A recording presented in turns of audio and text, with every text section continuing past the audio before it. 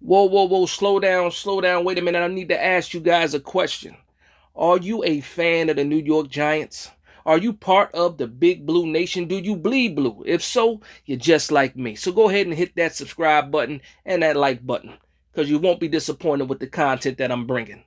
Now let's get into this video.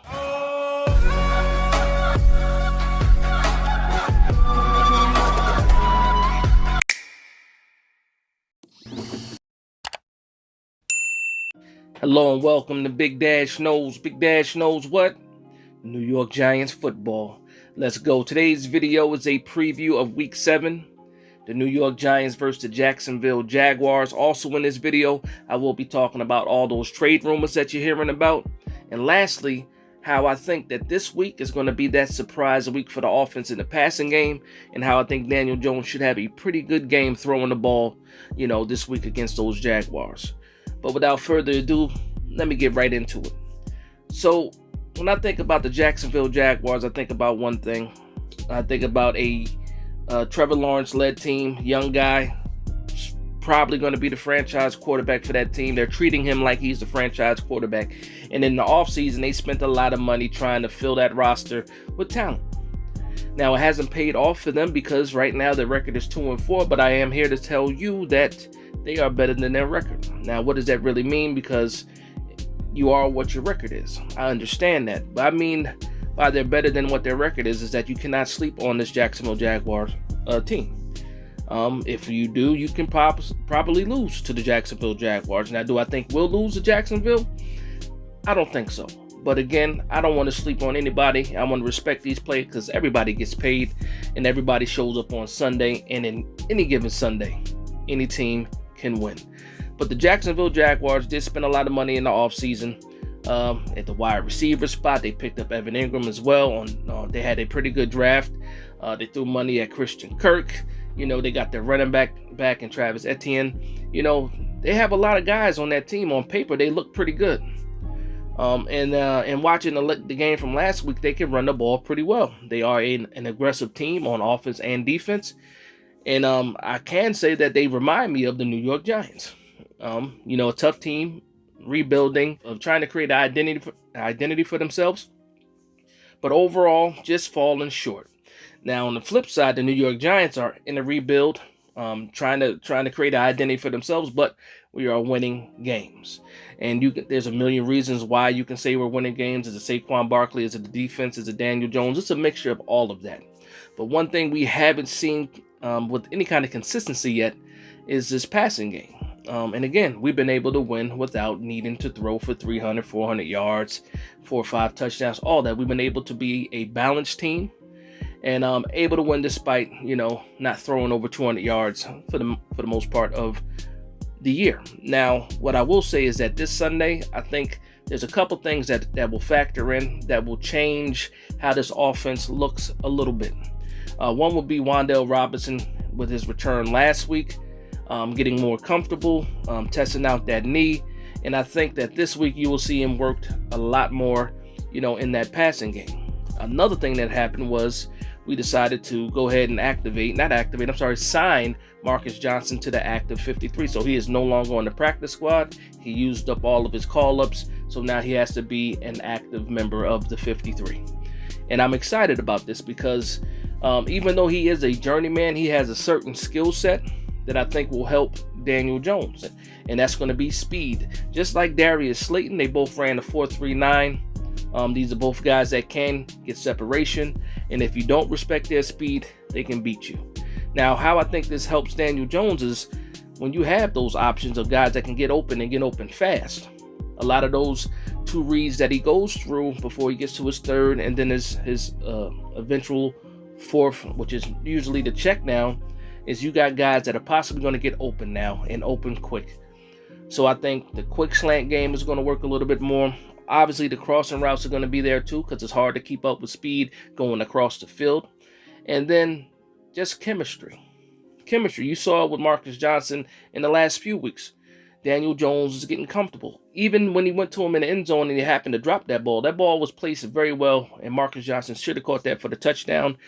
We ended up on the next play getting that go-ahead touchdown out in flat to Wan'Dale Robinson, so that makes up for that. But again, Marcus Johnson, be aware of that guy. Be aware of his name because you might hear it a lot on Sunday. Now, another thing I want to say about this offense is please get the other running backs involved. Now, we know that Saquon Barkley is battling a shoulder issue.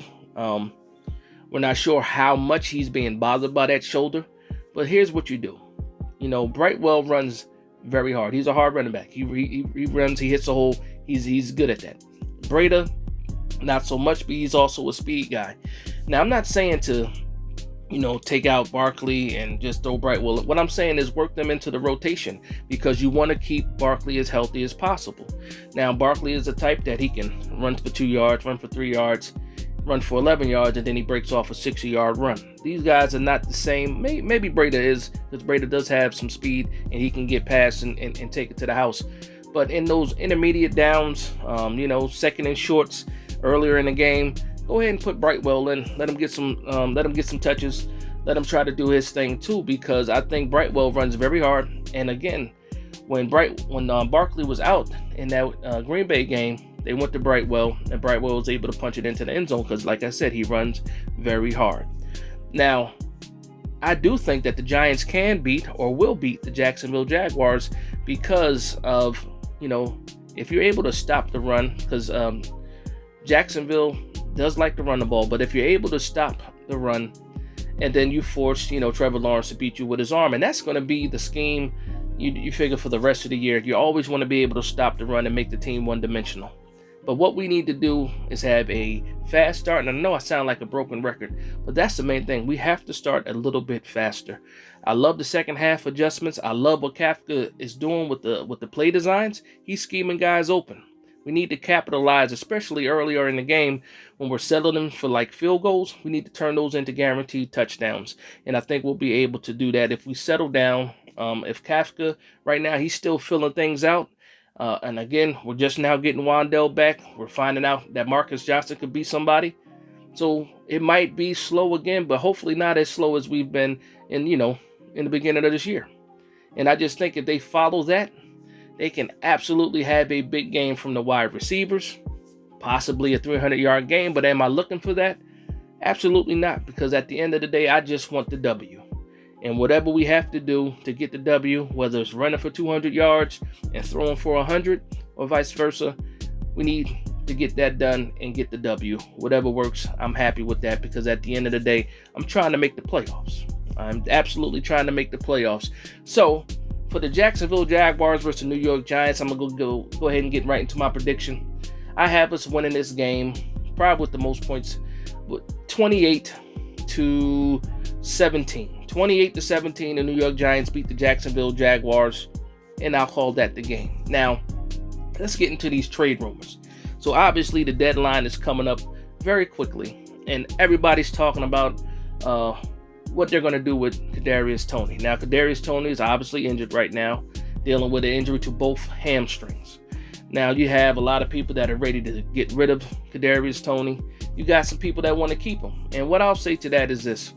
I wouldn't be surprised if both of those happen. If we keep him or if we trade him, I won't be surprised. But right now, you have to think about what is a team giving up for an injured Kadarius Toney, because they're going to be betting on that he's going to be able to get healthy and get him on the field this year. But at the same time, they see the injuries. They see that he's not able to play.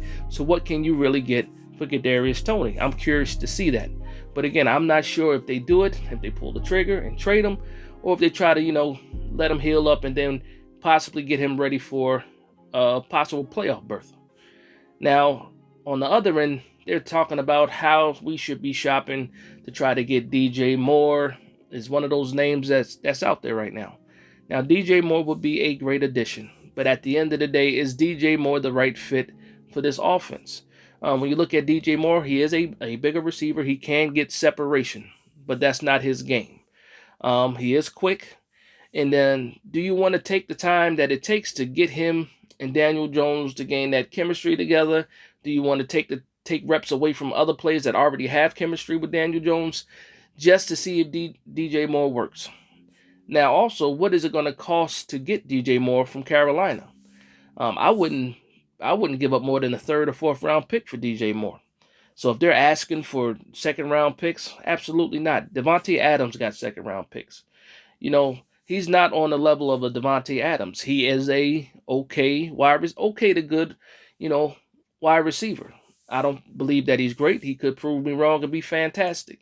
But right now, I'm not willing to give up a second-round pick for DJ Moore. I'd rather go to war with the guys that we have right now and take my chances and then see what happens in the offseason.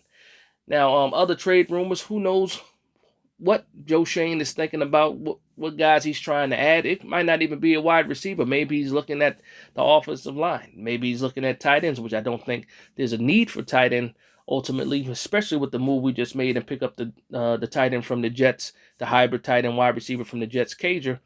But Daniel Bellinger is coming along. So you do not try to trade for Gesicki from Miami, because you got a guy that's developing very quickly in Daniel Bellinger, and he's showing that showing you that he can also block and be effective in the receiving game.